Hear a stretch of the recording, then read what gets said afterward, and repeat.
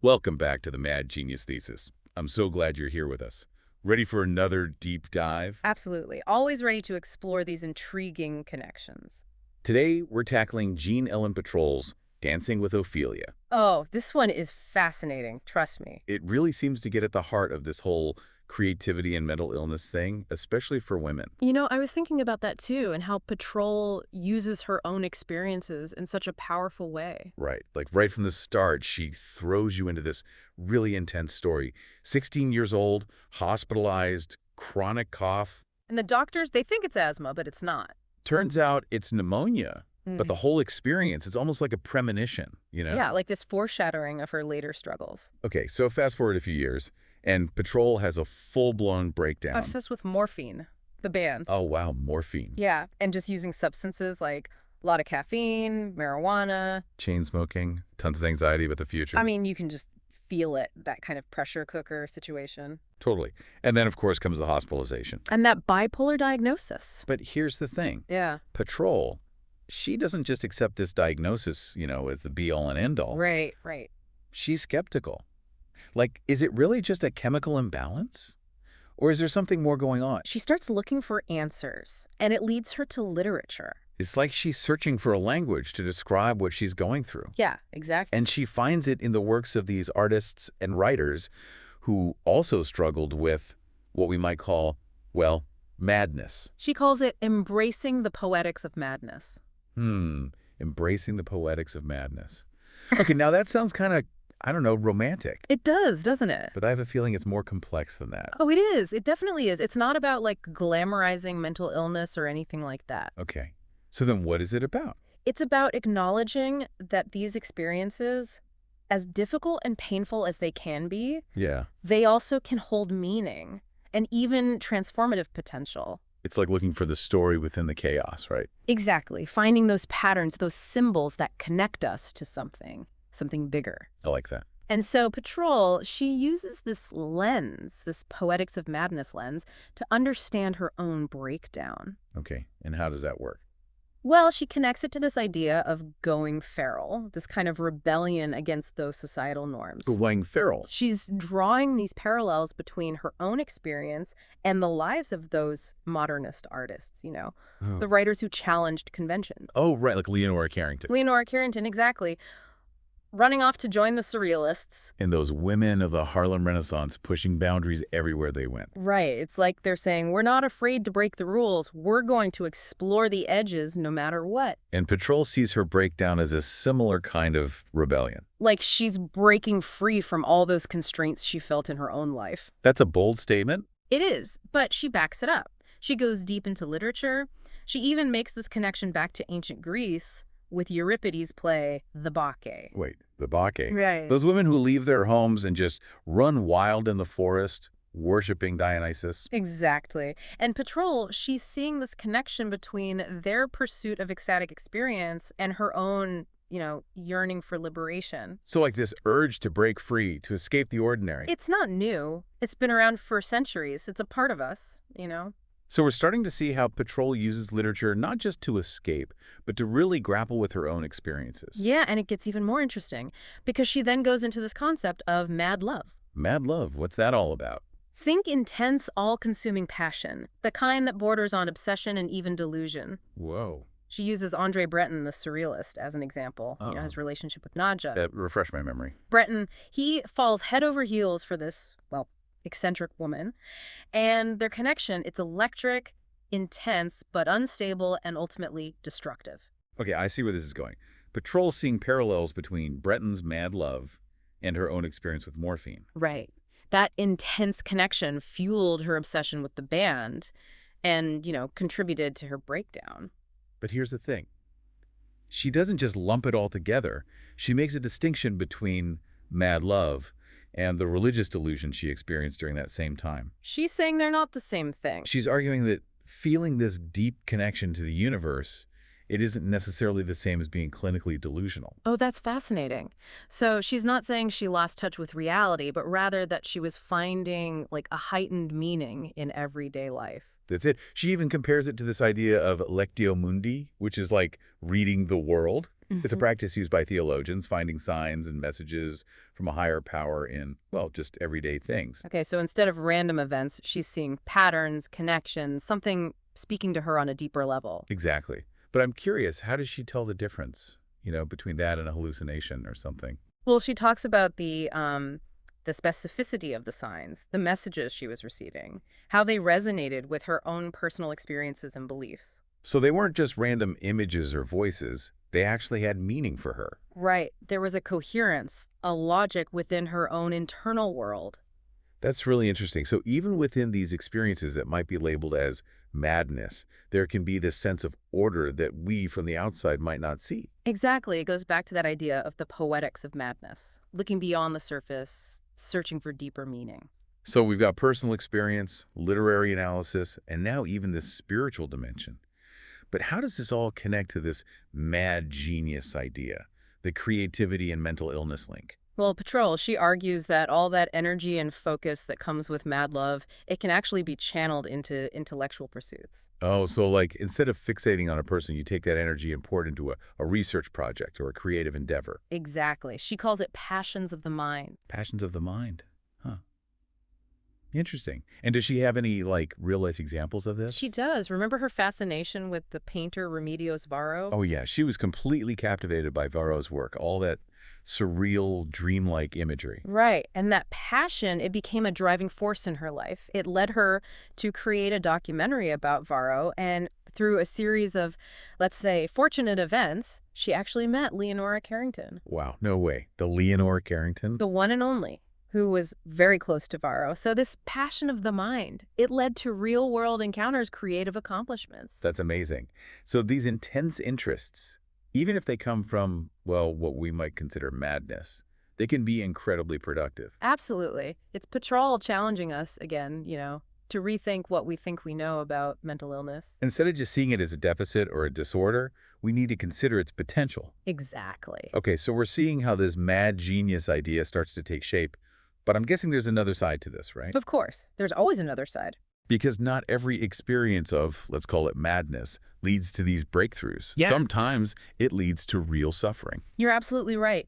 And this is where Petrolle brings in the concept of the underworld journey. Here's where it gets really interesting. It's a powerful metaphor, this underworld journey. She's talking about the process of confronting trauma, difficult knowledge, and how it can feel like you're descending into darkness. Oh, I see. So it's like not just your typical hero's journey, right? It's like you're battling those inner demons. Exactly. And she uses all these literary examples to make her point. Like, she talks about Oedipus. Oedipus, the guy who, like, blinds himself after finding out the truth about, well, everything. That's the one. And then there's Leonora Carrington. Remember her?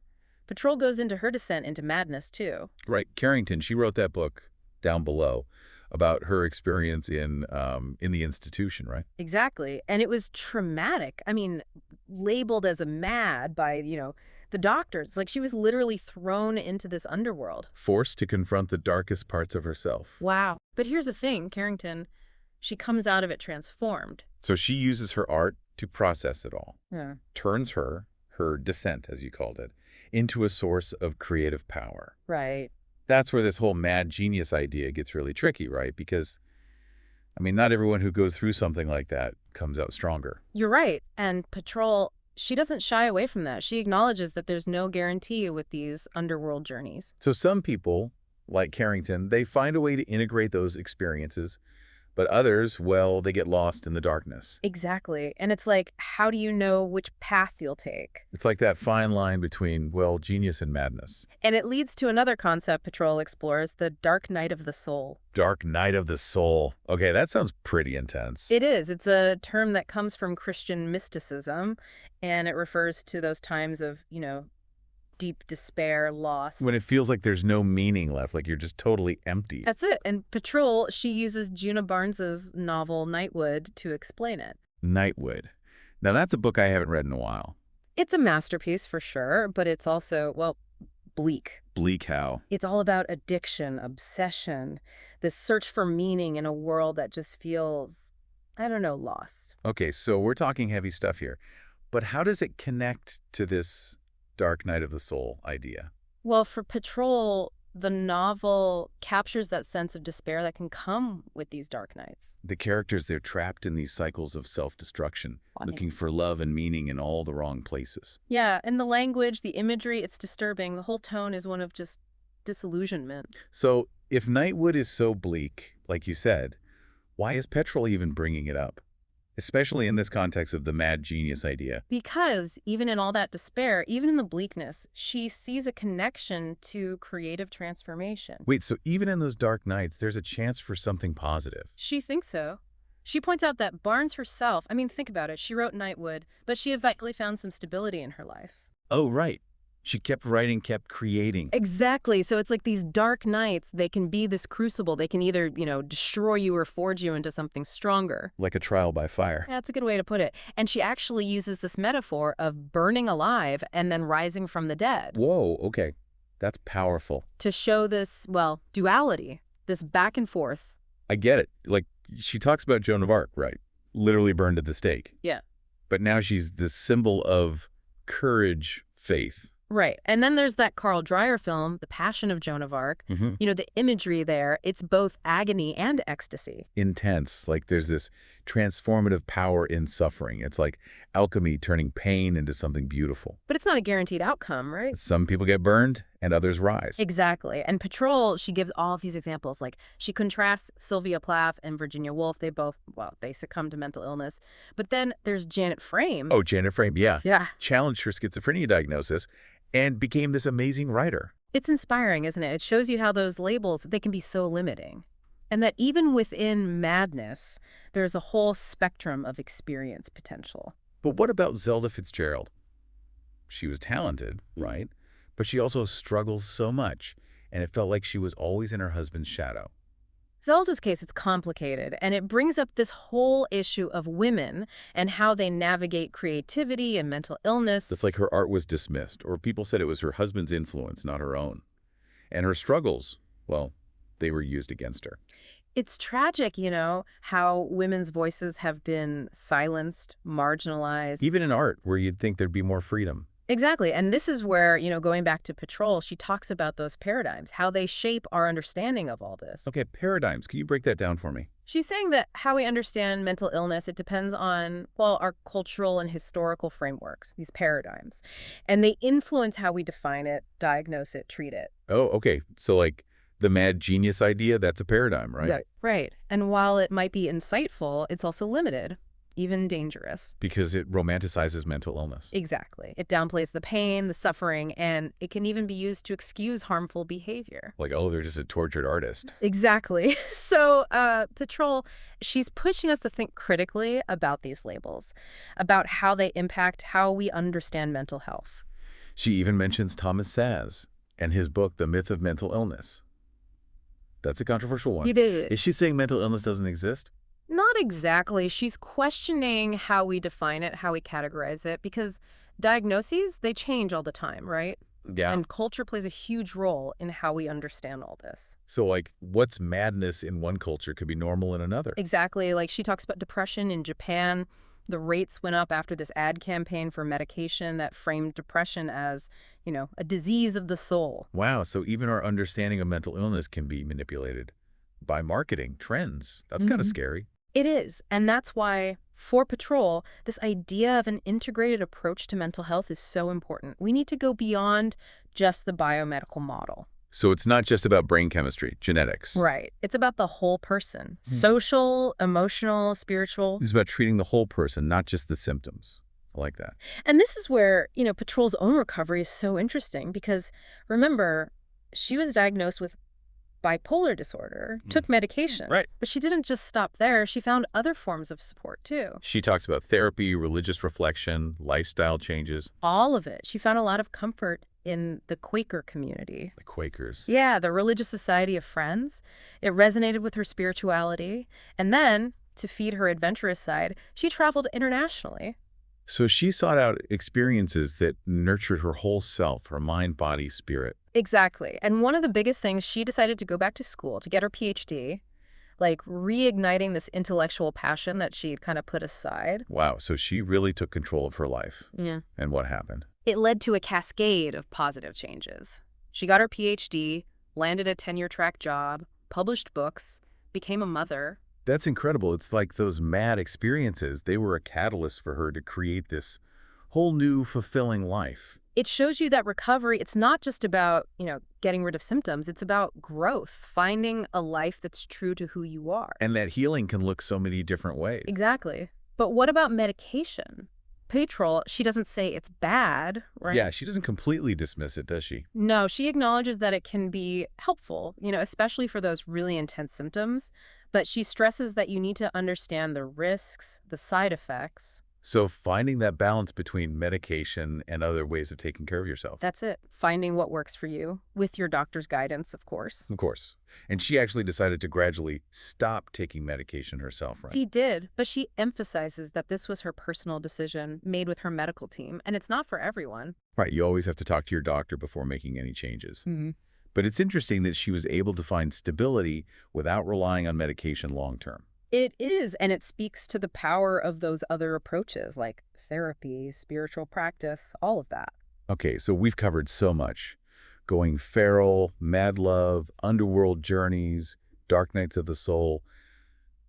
It's a lot to digest. But for our listeners, what's the takeaway here? What does it all mean? For me, one of the most important things Petrolle is saying is that we need compassion, understanding, because mental health, it's a spectrum, not a black and white thing. We all have our ups and downs, right? Yeah. It's part of being human. Exactly. So instead of seeing madness as something separate from us, something scary, something to be ashamed of, we need to recognize it as part of us. So more empathy for ourselves and others. Yes, seeing those challenges not as failures, but as opportunities to grow, to transform. And creating a space where people can talk about their struggles without feeling judged. Absolutely. And questioning those assumptions about what's normal and what's not. So we're reclaiming our narratives, right? Not letting those labels define us. Yes. And remembering that healing, it takes many forms. There's no one right way. It's about finding what works for you, for your journey. Exactly. And that even in the darkest times, there's always that potential for transformation, for growth. This has been such a great conversation. Dancing with Ophelia is definitely going on my reading list. Nightwood, and down below too. They're powerful books for sure. Petrolle, she blends personal experience with literary analysis, philosophy, and it all comes together in this really moving way. Okay, so we've talked about reframing madness, the power of stories, the limits of labels, empathy, understanding. Where do we go from here? How can our listeners embrace this poetics of madness in their own lives? That's a great question. I think it starts with self-awareness, paying attention to your own mental and emotional landscape. So like being more mindful. Yeah, noticing those stories you tell yourself, the narratives that shape your experiences. Becoming a keen observer of our own minds. Like noticing when we're feeling super creative or when those negative thoughts start creeping in. Yeah, and don't be afraid to experiment with different approaches to healing. So if something's not working, try something else. Exactly. Therapy, meditation, maybe you express yourself creatively. Oh, or spending time in nature. Right.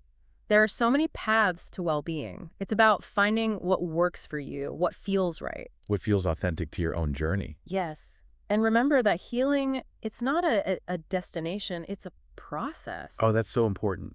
We put so much pressure on ourselves to be fixed, like there's this end point. But maybe it's more about learning to navigate the complexities of our minds. Finding ways to thrive even when things are tough. Exactly. It's a lifelong journey of self-discovery and growth. It really is. And it's a journey that's richer, I think, when we embrace all of it, even the stuff we label as madness. I think so, too. Well, this has been an amazing conversation. Dancing with Ophelia, that's definitely going on my reading list. Nightwood and down below, too. They'll give you a lot to think about. What I love about Petrolle is how she brings it all together. Personal experience, literary analysis, philosophy, it's really moving. And for our listeners who want to explore more, we've got links to all the artists, authors, and resources we mentioned on our website, so check that out. And keep the conversation going. Talk about mental health. Be open-minded. Be compassionate. Love that.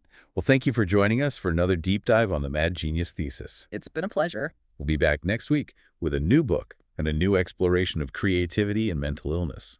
Until then, stay curious and stay well.